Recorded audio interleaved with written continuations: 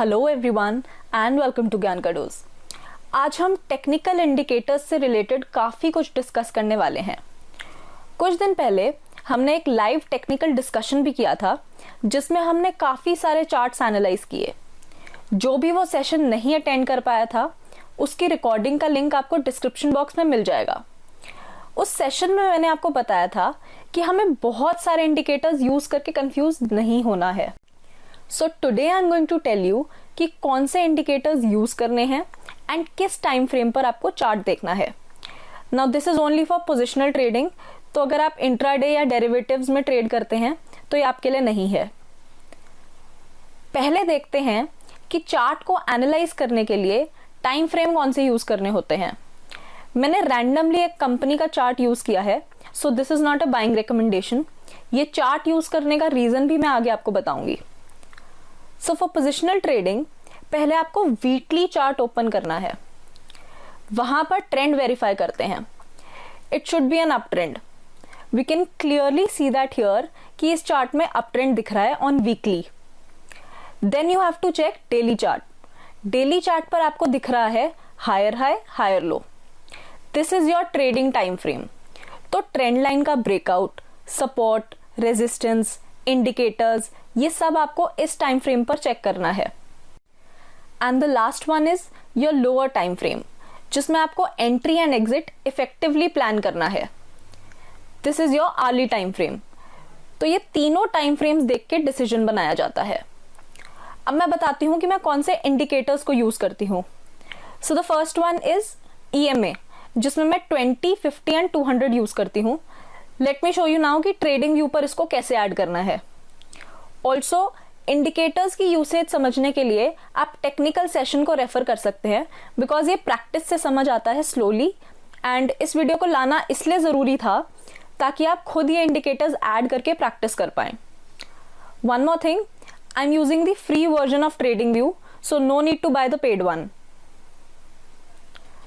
The first step is go to tradingview.com। Search में जाइए and यहां स्टॉक का नेम एंटर करना है। ना go to indicators and type moving average. इसमें लिस्ट में आपको मिलेगा moving average exponential into 4। Now click here on settings. इसमें आप स्टाइल में लाइन की थिकनेस चेंज कर सकते हो। Observe how the thickness is changing in the background. इसमें हमें 20, 50, 200 चाहिए, तो मैंने 400 को सिलेक्ट नहीं किया है। Click on OK. Now this is how you will set EMA. Next indicator is RSI, Relative Strength Indicator. This is a leading indicator, यानी इसको यूज करके हम डायरेक्शन का अंदाजा लगाएंगे। अब इसको ऐड करते हैं एंड उसके बाद एक एग्जाम्पल से समझते हैं कि डायरेक्शन का अंदाजा हमें कैसे लगाना है। Again go to indicators, type relative strength index. इसमें एक अपडेटेड लिखा आ रहा है, इसी को सिलेक्ट करना है। Now again go to settings. आप देख रहे होंगे RSI upper band and RSI lower band. Upper band के लिए 60 रखना है, लोअर बैंड के लिए 40 रखना है एंड मिडिल बैंड को रिमूव कर दो। That's it. Click on okay. अब हमें कभी भी ये नहीं सोचना है कि 40 से नीचे ओवरसोल्ड जोन है एंड 60 से ऊपर ओवरबॉट जोन है। ऐसा कुछ नहीं है। RSI का यूज हम बिल्कुल प्राइस की तरह करेंगे। Before I go any further, एक डायग्राम में मैं दिखाना चाहती हूं आपको। इस डायग्राम को आपको ध्यान से समझना है। ब्लू में जो लाइन है वो है प्राइस एंड रेड वाली है RSI। ये डाइवर्जेंस, रेगुलर, हिडन, इन वर्ड्स पर मत जाओ। Let me just show you with an example जिससे हमें डायरेक्शन समझ में आएगा।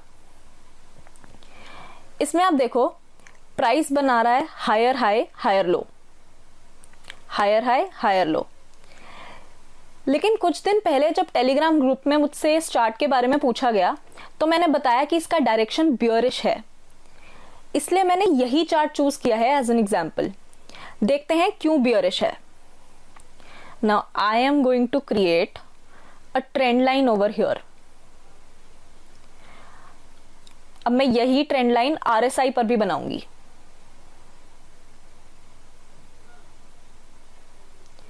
Can you see the difference? Price ऊपर जा रहा है लेकिन RSI नीचे। अब हम डायग्राम से देखते हैं, पहले केस में ही प्राइस की डायरेक्शन ऊपर है एंड RSI की डायरेक्शन नीचे है। यही वाला सिनेरियो हमारे केस से मैच कर रहा है। एंड ब्लू लाइन यानी प्राइस पर एरो की डायरेक्शन किधर है? नीचे की साइड। इसका मतलब है RSI हमें रेगुलर बियरिश डाइवर्जेंस का इंडिकेशन दे रहा है। This is the most important point and this is what you can observe on other charts as well. अब एक और एग्जांपल ले लेते हैं, रिलायंस इंडस्ट्रीज। मैं स्क्रॉल करके थोड़ा पीछे जा रही हूं कोविड फॉल से पहले। नाउ सी, यहां मैंने प्राइस के लिए एंड RSI दोनों के लिए लाइन ड्रॉ किया है। अब हम डायग्राम पर चलते हैं। ये वाला डायग्राम हमारे सिनेरियो से मैच कर रहा है एंड इसे कहते हैं एग्जैजरेटेड बियरिश डाइवर्जेंस। इसमें प्राइस का डायरेक्शन अगेन बियरिश है।